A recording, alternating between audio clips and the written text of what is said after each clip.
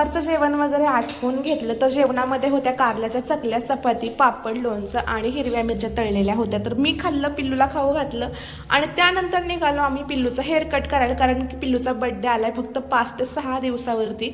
म्हटलं हेअरकट करून आणावं, पण त्या अगोदर मी ब्लाऊज शिवायला टाकायला गेले होते. एक ब्लाऊज मी 4थ्या फ्लोअरवरती टाकला शिवायला, म्हणजे आमच्याच बिल्डिंगमध्ये टाकला, आणि एक ब्लाऊज 6व्या फ्लोअरवरती टाकला.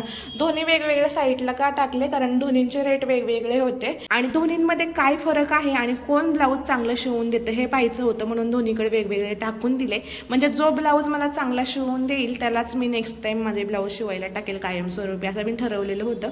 म्हणून दोन्ही पण वेगवेगळे टाकून दिले. त्यानंतर पिल्लूला घेऊन मी खाली आले पिल्लूचा हेअरकट करण्यासाठी. आणि हेअरकट करायला मला काही दूर जायची गरज नव्हती, कारण बिल्डिंगमध्येच कमर्शियल शॉप आहे समोरच्या साईडनी आणि त्याच्यामध्ये एक सलून आहे. आणि त्या सलूनमध्ये मी लास्ट 2 वेळा तिथं कटिंग केली होती पिल्लूची. म्हटलं चला ह्या वेळेस पण तिथंच करावी. आणि जी व्यक्ती ही पिल्लूचा हेअरकट करायची ती व्यक्ती तिथं नव्हती, दुसरीच व्यक्ती होती आणि त्याने डायरेक्टच पिल्लूच्या केसांमध्ये कैची लावली, कारण इथून मागं आम्ही फक्त मशीननेच त्याचा हेअरकट करत होतो.